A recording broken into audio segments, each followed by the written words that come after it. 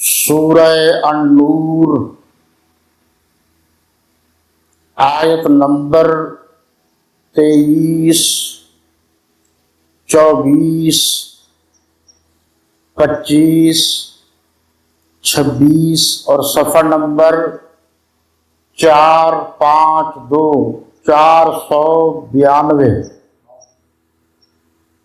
جی 452 452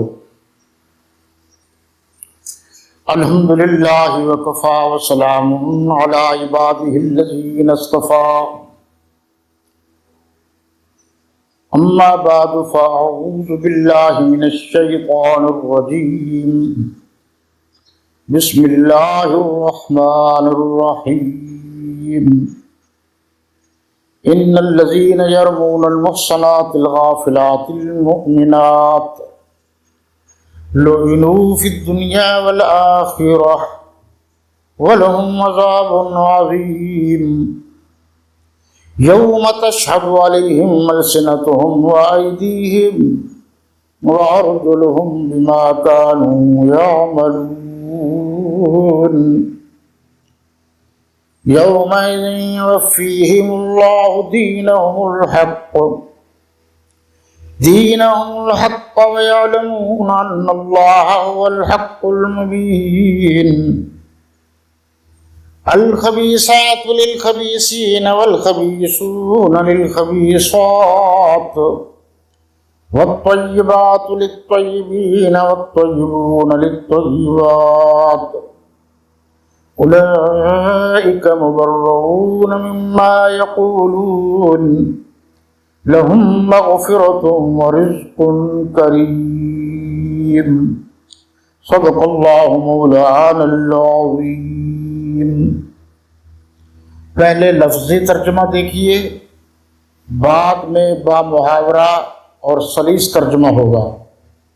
انا پکی بات ہے، الذین جن لوگوں نے یرمونا الزام تراشی کرتے ہیں، محصنات نیک عورتوں پر، غافلات بھولی بھالی، مومنات ایمان والی، لعنو مجہول لعنت کی گئی ہے، فی میں دنیا و اور آخرہ آخرت، و اور لہم ان کے لیے عذاب عظیم یعنی بڑا عذاب۔ یوم اس دن تشہد گواہی دیں گے، علی پر ہم ان پر، السنتہم ان کی زبانیں، لسان کی جمع السنہ، و اور ایدی ید کی جمع ہم پھر جمع ہے ضمیر، و ایدیہم اور ان کے ہاتھ، و ارجلہم و اور ارجل رجل کی جمع پاؤں، ہم ان کے، بما وہ جو کانو ہیں تھے، یعملون عمل کرتے، یومئذ اس دن، یوفی پورا کرنا، ہم ان کو اللہ دین ہم ان کو حق سچ، و اور یعلمون جانتے ہیں، ان اللہ بے شک اللہ هو الحق وہ سچ ہے، مبین جو واضح ہے۔ الخبیثات للخبیثین یعنی ناپاک مرد ناپاک عورتیں، والخبیثون للخبیثات اور ناپاک مرد ناپاک عورتیں، لل کا معنی کے لیے، و اور طیب پاک، لے کے لیے، طیبین پاکیزہ مذکر، و اور الطیبون مذکر طیب کی جمع، للطیبات یہ بھی جمع ہے خواتین کے لیے مؤنث کے لیے، اولئک وہ سب مبرؤون بری ہیں، مما وہ جو یقولون کہتے ہیں، لہم ان کے لیے مغفرت بخشش، و اور رزق کریم اچھا نیک حلال مہربان کی طرف سے مہربان رزق۔ اب با محاورہ ترجمہ دیکھیے جی، جو لوگ پرہیزگار اور برے کاموں سے بے خبر اور ایماندار عورتوں پر بدکاری کی تہمت لگاتے ہیں، ان پر دنیا اور آخرت دونوں میں لعنت ہے اور ان کو سخت عذاب ہوگا۔ یعنی قیامت کے روز جس دن ان کی زبانیں اور ہاتھ اور پاؤں سب ان کے کاموں کی گواہی دیں گے، اس دن اللہ ان کو ان کے اعمال کا پورا اور ٹھیک بدلہ دے گا، اور ان کو معلوم ہو جائے گا کہ اللہ برحق اور حق کو ظاہر کرنے والا ہے۔ ناپاک عورتیں ناپاک مردوں کے لیے ہیں، اور ناپاک مرد ناپاک عورتوں کے لیے ہیں، اور پاک عورتیں پاک مردوں کے لیے ہیں، اور پاک مرد پاک عورتوں کے لیے۔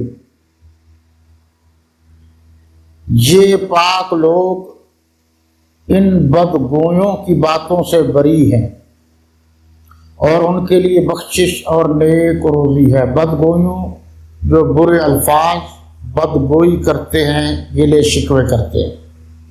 یہ دیکھیے جی، ہم نے یہ تقریباً 1 2 3 4 آیات ہیں۔ آج چونکہ ہمارا اسپیشلی پروگرام، ویسے جو ہماری ترتیب ہے اس کے مطابق 22واں سالانہ خصوصی پروگرام بسلسلہ یوم شہادت سیدنا فاروق اعظم رضی اللہ تعالی عنہ ہے۔ وقت کم ہے، اس لیے ساری باتیں کرنا خاصا مشکل ہے۔ سب سے پہلے میں نے یہ قرآن کی آیات، اس کے بعد 2-4 احادیثیں، پھر آخر میں کچھ سیاسی معاشی معاشرتی پروگرام جو فاروق اعظم رضی اللہ تعالی عنہ کا ہے اور جس کے لیے ہم سب کوشاں ہیں، اس کا ذکر کریں گے۔ حضرت شاہ ولی اللہ محدث دہلوی رحمۃ اللہ تعالی علیہ، جو شاہ ولی اللہ تاریخ کے اور تحریک کے بڑے ہیں، انہوں نے 22 آیات لکھی ہیں، اور اس میں بتایا ہے کہ یہ حضرت عمر رضی اللہ تعالی عنہ کی رائے کی تائید میں اللہ نے اتاری۔ بہت سے لوگ لا علمی کی وجہ سے یہ بات بھی کہہ دیتے ہیں کہ یہ کیا ضرورت تھی۔ آپ جب قرآن کی سورتوں کا مطالعہ کریں گے تو جو سورت کا نام ہے قرآن کی سورت میں آگے وہ لفظ بھی موجود ہے۔ ایک بات۔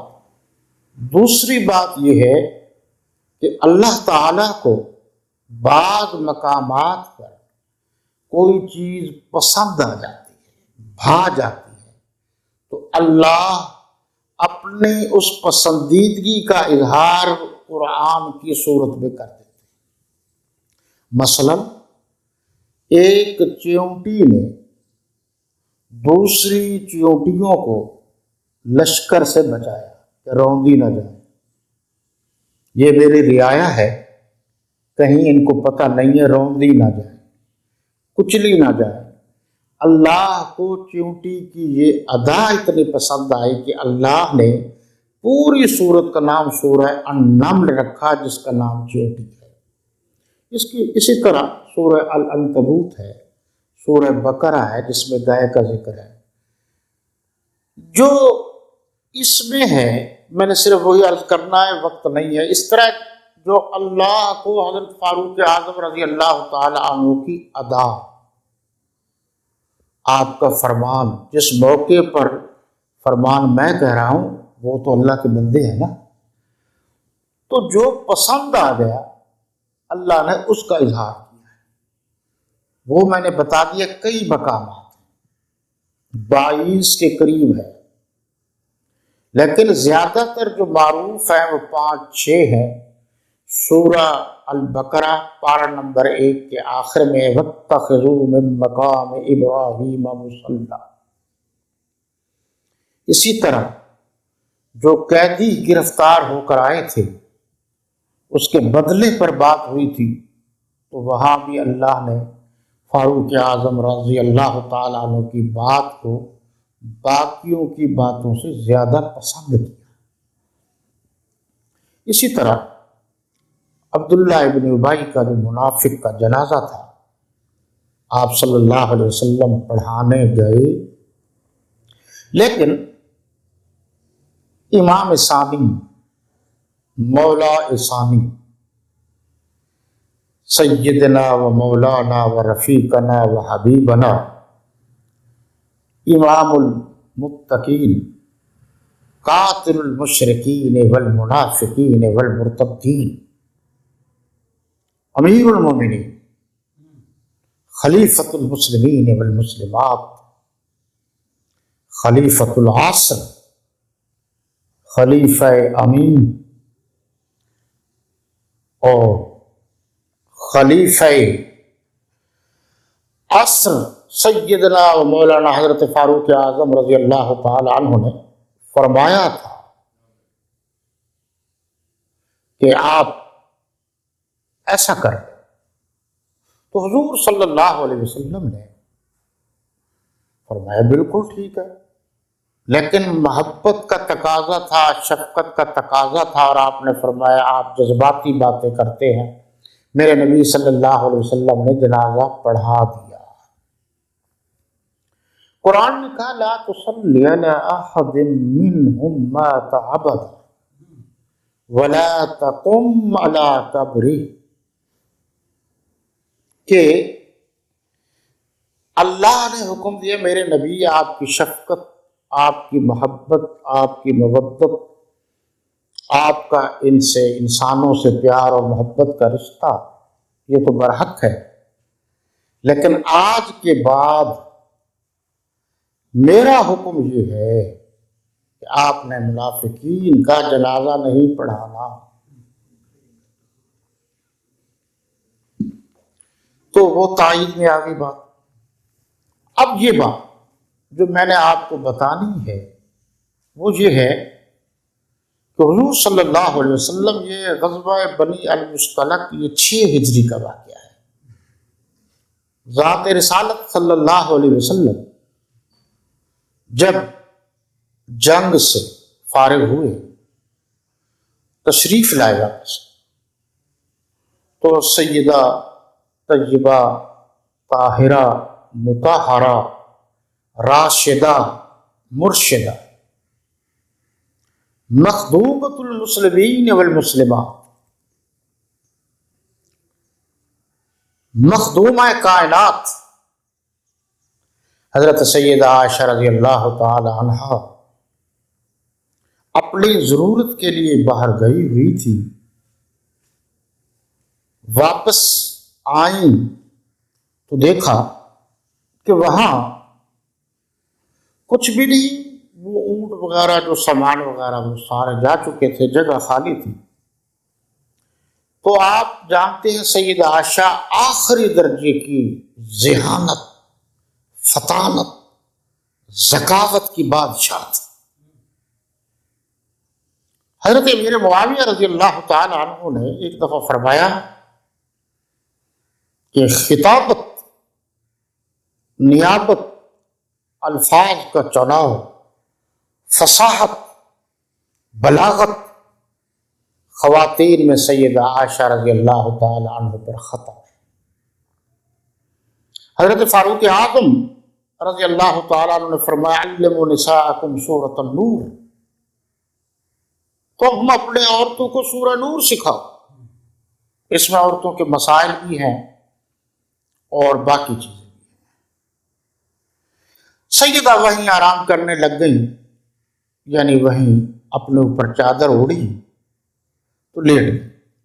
پیچھے سے وہ صحابی رسول صلی اللہ علیہ وسلم جس کی ڈیوٹی تھی کہ پیچھے سامان دیکھتے رہتے تھے، کیونکہ گرا پڑا، جیسے ہمارے ہاں تبلیغ میں بھی وہ روایت ابھی ہے۔ تو انہوں نے وہ آ کے دیکھا تو کچھ بھی نہیں تھا، خاتون لیٹی ہوئی تھی، انہوں نے وہ اپنے اونٹنی بٹھائی، سیدہ اس میں بیٹھ گئے اور وہ واپس آ گئے۔ اتنی بات تھی جس کو سبائیوں نے، تبرائیوں نے، غلط لوگوں نے، مشرکین نے، صحابہ اہل بیت کے دشمنوں نے، میرے نبی کے خانوادوں کے دشمنوں نے شور شرابہ شروع کر دیا کہ نعوذ باللہ من ذالک، خاتون اول و آخر پاک نہیں رہے۔ حضور صلی اللہ علیہ وسلم تک یہ خبر پہنچی، اور اس قسم کی جو باتیں ہوتی ہیں وہ ذرا جلدی پھیل جاتی ہیں۔ حضور اکرم صلی اللہ علیہ وسلم نے اپنے دوستوں کا، اپنے یاروں کا، شاگردوں کا، اپنے عاشقان صادقان کا، صحابہ کرام کا ایک اجلاس طلب کیا۔ اس اجلاس میں آپ درمیان میں بیٹھے رہے، باقی چاروں طرف صحابہ کرام موجود تھے۔ مشورہ کیا کہ معاملہ کچھ اس طرح ہے، تو اب ہمیں کیسے کرنا چاہیے، کیا کرنا چاہیے۔ یہی سے مشاورت ہے۔ اسلام نے مشاورتی نظام جو دیا ہے، جس کو ہم مجلس شورا کہہ سکتے ہیں، شورائی نظام کہہ سکتے ہیں، یہ مشورہ۔ اور یہ ذہن میں رہے، مشورے کے لیے بھی شرط ہے کہ مشورہ اس سے لیا جائے جو اس معاملے میں باشعور ہو، جس کو کسی معاملے کا پتہ ہی نہیں ہے۔ آپ کسی بزنس کے بارے میں کسی سے مشورہ کریں اور اس کو اس کا پتہ ہی نہ ہو تو یہ مشورہ فضول ہے۔ تو شورا میں جو اراکین آتے ہیں وہ چنے ہوئے آتے ہیں، سلیکٹڈ آتے ہیں، اس لیے کہا گیا انما الشورا للمہاجرین والانصار۔ شورائی نظام جو ہے اس میں بھی ایک طرح کا انتخاب ہوتا ہے کہ تعلیم یافتہ لوگ، پڑھے لکھے لوگ، اور معاشرے کی جو ضروریات ہیں اور مختلف ضروریات ہیں، ہر ضرورت کو سمجھنے والے اور اس ضرورت پر عبور رکھنے والے کہ یہ ضرورت لوگوں کی کیسے پوری کی جا سکتی، وہ لوگ منتخب ہوتے۔ حضور صلی اللہ علیہ وسلم تشریف فرما تھے، مشورہ ہوا، سب نے مشورہ دیا۔ امیر المومنین خلیفہ رابع سیدنا علی المرتضیٰ رضی اللہ تعالی عنہ نے مشورہ دیا کہ آقا، ہمارے پیر و مرشد، میری رائے یہ ہے، یہ آپ غور کریں گے کیسے لوگ تھے اور کیا کیا خوبصورت باتیں کی۔ میری رائے یہ ہے کہ آپ کو خواتین کی کمی تو نہیں، آپ چھوڑ دیں اور شادی کر لیں۔ یہ ان کا مشورہ تھا۔ حضور صلی اللہ علیہ وسلم نے حضرت علی المرتضیٰ کا مشورہ نہیں مانا، تاکہ یہ بات بھی کھل سکے کہ حضرت علی المرتضیٰ رضی اللہ عنہ میرے نبی کا مشورہ ماننے کے پابند ہیں، لیکن ہمارے نبی حضرت علی کا مشورہ ماننے کے پابند نہیں، ان کی مرضی ہے، مانے یا نہ مانے۔ حضرت علی کرم اللہ وجہہ نے میرے نبی کا کلمہ پڑھا ہے، میرے نبی نے حضرت علی کا کلمہ نہیں پڑھا۔ حضرت علی میرے نبی کے غلام ہیں، میرے نبی حضرت علی کے غلام نہیں ہیں۔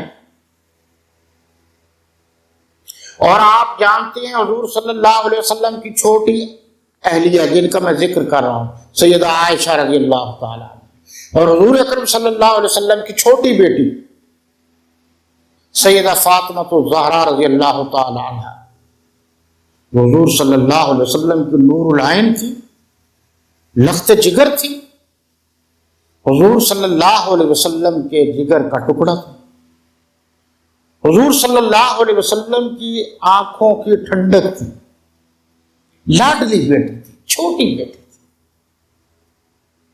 لیکن آپ ذرا غور کیجئے، ہے تو میرے نبی صلی اللہ علیہ وسلم کی بیٹی، لیکن جب جنت میں جائیں گے تو جہاں حضرت علی رضی اللہ تعالی عنہ ہوں گے، حضور صلی اللہ علیہ وسلم کی یہ صاحبزادی اپنے خاوند کے ساتھ جنت میں اسی جگہ پر ہوں گی،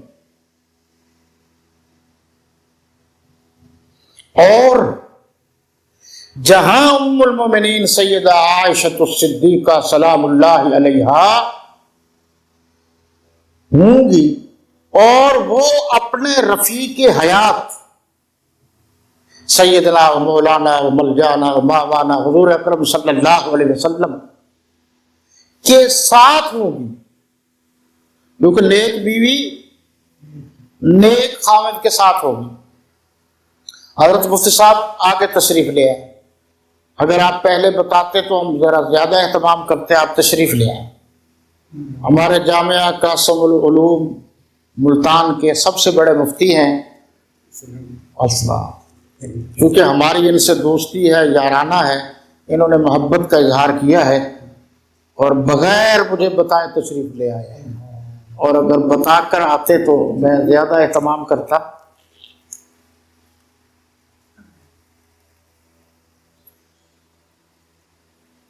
تو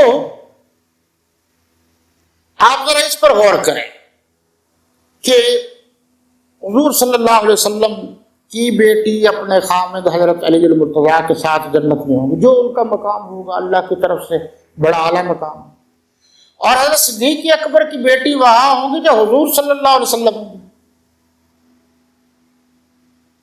اب یہ تو انتخاب خداوندی ہے نا، اس پر تو ہم بحث نہیں کر سکتے۔ میرے نبی کی بیٹی سیدہ فاطمہ کی بات کر رہا ہوں رضی اللہ عنہ، اپنے ابو کا گھر چھوڑ کر اپنے خاوند حضرت علی المرتضیٰ رضی اللہ عنہ کا گھر بسانے جا رہے، یہ قانون ہے اللہ نے جو بنایا۔ اور حضرت صدیق اکبر رضی اللہ تعالی عنہ کے صاحبزادی نکاح کے بعد حضور صلی اللہ علیہ وسلم کا گھر بسانے آ رہی ہیں، ایک تاجدار ختم نبوت کا گھر چھوڑ کر جا رہی ہیں، دوسری خاتم المعصومین خاتم النبیین صلی اللہ علیہ وسلم کے گھر تشریف لا۔ تو یہ قوانین بدلے تو نہیں جا سکتے۔ حضرت عمر رضی اللہ تعالی عنہ نے فرمایا کہ اور وہ انہوں نے سر نیچے کیا ہوا تھا دائرہ ادب میں، دائرہ ادب میں ہی سر کو اٹھایا، کیونکہ الدین کلہ ادب۔ حضور صلی اللہ علیہ وسلم نے جو پوچھا اس کا جواب دیا کہ کیا آپ کا، حضرت عمر فرما رہے ہیں، آپ کا یہ رشتہ، آپ کا یہ ناطہ، آپ کا یہ تعلق، آپ کی یہ محبت، آپ کا یہ عقد، آپ کا یہ نکاح جو ہوا ہے آپ نے اپنی مرضی سے کیا ہے؟ تو آپ صلی اللہ علیہ وسلم نے فرمایا یہ سب اللہ کی مرضی سے ہوا۔ وما ينطق عن الهوى ان هو الا وحی یوحی، میرے آقا تو اللہ کی مرضی کے بغیر بولتے بھی نہیں۔ شاعر مشرق حضرت علامہ اقبال رحمت اللہ تعالی علیہ فرماتے ہیں گفتہ اللہ بود گرچہ از زبان عبداللہ بود۔ شاعر مشرق ہے، آپ اس کے کلام پر غور کرتے جائیں تو آپ کو بہت فائدہ ہوگا۔ قصہ مختصر کہ وہ آپ صلی اللہ علیہ وسلم نے فرمایا آپ نے تو وہی بات کی ہے جو بات میرے دل میں تھی، آپ نے میرے دل کی بات کی ہے۔ تو اس سے پتہ چلا صحابہ کرام رضوان اللہ تعالی علیہم اجمعین وہ بات کرتے تھے جو اللہ کے نبی کی دل کی بات ہوتی تھی۔ اب میں یہاں کچھ نہیں بول سکتا، یہ آپ دیکھ لیجئے سورہ الحجرات کی آیت نمبر 3 میں، وہاں کیا کہا گیا؟ تو وہاں قرآن نے کہا ان الذین یغضون اصواتهم عند رسول اللہ اولئک الذین امتحن اللہ قلوبهم للتقوی لہم مغفرۃ واجر عظیم۔ یہ وہ لوگ ہیں جو آہستہ بات کرتے ہیں لیکن اللہ نے ان کے دلوں کا امتحان لیا ہے، اور یہاں اللہ کے نبی فرما رہے ہیں آپ نے وہ بات کی ہے جو میرے دل والی بات ہے۔ اب اس پر پھر کبھی بحث صحیح، مجھے لگتا ہے کہ منہا خلقناکم وفیہا نعیدکم ومنہا نخرجکم تارۃ اخری، کہ اللہ نے جس جگہ سے میرے آقا کی تخلیق کی وہ قیمتی نایاب ذرے اٹھائے ہیں، وہیں کے دائیں بائیں سے صحابہ کرام کی ذرے بھی اٹھائے۔ اچھا بہرحال یہ دل کی بات ہے، حضور صلی اللہ علیہ وسلم نے یہ فرمایا، اور حضرت عمر رضی اللہ تعالی عنہ نے اس کی تائید یعنی یہ بتا کر کہا کہ نبوت کی انگوٹھی میں سیدہ عائشہ سلام اللہ علیہا سے بڑھ کر کوئی نگینہ سجا ہی نہیں۔ اس پر تو آئندہ میں ہم بحث کریں گے کہ یہ جو ترمذی شریف کی احادیث ہیں الحسن والحسین سیدہ اہل الجنہ، اور وہاں ابو بکر والعمر سیدہ کہول اہل الجنہ، اس پر تو ہم گفتگو کریں گے، لیکن اتنی بات فی الحال آپ ذہن میں رکھیے کہ اللہ کو یہ مشورہ اتنا پسند آ گیا کہ اللہ پاک نے اس مشورے کو پسند کرتے ہوئے قرآن کی یہ آیات کا آپ پڑھ لیجئے، معارف القرآن مفتی محمد شفیع صاحب کے، اور باقی معارف القرآن مولانا ادریس کاندھلوی صاحب، باقی بھی تمام تفاسیر میں بس یہ آیات دیکھیے، پھر حضرت مفتی صاحب، میں باقی باتیں چھوڑ رہا ہوں ان کے احترام میں اکرام میں، ٹائم نہیں ہے نا، ہم نے 9 بجے ختم کرنا ہے ہر صورت۔ ہاں وہ آپ کے وہ اللہ آپ کو جزائے خیر دے، لیکن ہم اس وقت سے بھی تو فائدہ اٹھانا چاہتے ہیں۔ اچھا جی، بڑی مہربانی کہ جو لوگ نیک عورتوں پر، محسنات نیک غافلات بھولی بھالی عورتوں پر، مومنات ایمان والی عورتوں پر خواہ مخواہ الزام تراشی کرتے، حضور صلی اللہ علیہ وسلم نے فرمایا کہ ایک آدمی 100 سال نیکیاں کرتا ہے لیکن کسی شریف خاتون پر الزام لگاتا ہے، اس کی وہ ساری نیکیاں برباد ہو جاتی ہیں۔ اور ہمارے ہاں یہ تو عام ہے، بڑے نیک ہیں جی، بڑے متقی ہیں جی، بڑے پرہیزگار ہیں جی، بڑے صوفی ہیں جی، بڑے سنتے بھی نہیں چھوڑتے، غیر معتدہ نوافل بھی نہیں چھوڑتے، وظیفے بھی نہیں چھوڑتے، تسبیح و تحلیل بھی نہیں چھوڑتے، اشراق بھی نہیں چھوڑتے، اوابین بھی نہیں چھوڑتے، تہجد بھی نہیں چھوڑتے، اور اتنے بد زبان ہیں کہ جہاں ان کا مقصد پورا نہ ہو وہاں عورتوں پر الزام لگانے سے بھی نہیں چوکتے۔ یہ سب سے بڑے معاشرے کی خرابی ہے، اور اگر آپ قرآن کی صورت کا مطالعہ کریں تو معاشرے کی اصلاح کے لیے یہ آیات آئی، یہ معاشرے میں خرابیاں پائی جاتی ہیں۔ فرمایا کہ ایسے لوگوں کے لیے دنیا میں بھی لعنت ہے اور آخرت میں بھی لعنت ہے، جو شریف نیک اور ایماندار عورتوں پر ناجائز الزام لگاتے ہیں۔ وَلَهُمْ عَذَابٌ عَظِيمٌ، اور ان کے لیے بڑا عذاب ہے، آخرت میں عذاب ہے۔ یہ لعنت کیا ہے؟ علماء نے تو لکھا ہے اس لعنت کا معنی ہے پھٹکار، اللہ کی رحمت سے محرومی، یہ ہے لعنت کا مطلب۔ یوم تشہد علیہم، قیامت کے روز جس دن ان کی زبانیں اور ہاتھ اور پاؤں، السنہ زبانیں، آئیدی ہاتھ، ارجلہم پاؤں، یہ سب گواہی دیں گے کس بات کی؟ جو انہوں نے کہا تھا، جو انہوں نے کیا تھا۔ یومئذ یوفیہم اللہ دینہم الحق، اس دن اللہ ان کو ان کے اعمال کا پورا پورا اور ٹھیک ٹھیک بدلہ دے. اللہ تو اللہ ہے، وہاں نا انصافی کی تو کوئی بات نہیں ہو سکتی. جو کیا ہے اس کے مطابق اللہ نے دینا ہے. فمن یعمل مثقال ذرۃ خیرا یرہ ومن یعمل مثقال ذرۃ شرا یرہ. ذرے ذرے کا حساب ہوگا. نیکی ہوگی اللہ اس کا اجر دے گی، غلط کام کرے گا اللہ اس کی سزا دے گی. اس دن اللہ کو ان کے اعمال کا پورا پورا اور ٹھیک بدلہ دے گا، اور ان کو معلوم ہو جائے گا کہ اللہ برحق اور حق کو ظاہر کرنے والا ہے. اللہ بھی برحق ہے اور حق چھپاتا نہیں ہے. اللہ حق کو ظاہر کرتا ہے. قرآن حق اور باطل کے درمیان تفریق کرنے کے لیے ہے کہ یہ غلط ہے یہ صحیح ہے. الخبیثات للخبیثین والخبیثون للخبیثات، الخبیثات للخبیثین والخبیثون للخبیثات. ناپاک عورتیں ناپاک مردوں کے لیے، اور ناپاک مرد ناپاک عورتوں کے لیے، اور پاک عورتیں پاک مردوں کے لیے، اور پاک مرد پاک عورتوں کے لیے. یہ پاک لوگ ان بدگویوں کی باتوں سے بری ہیں اور ان کے لیے بخشش ہے، یعنی اچھے اچھیوں کے لیے اور اچھیاں اچھوں کے لیے. اسی طرح برے مرد بری عورتوں کے لیے، برے عورتیں برے مردوں کے لیے.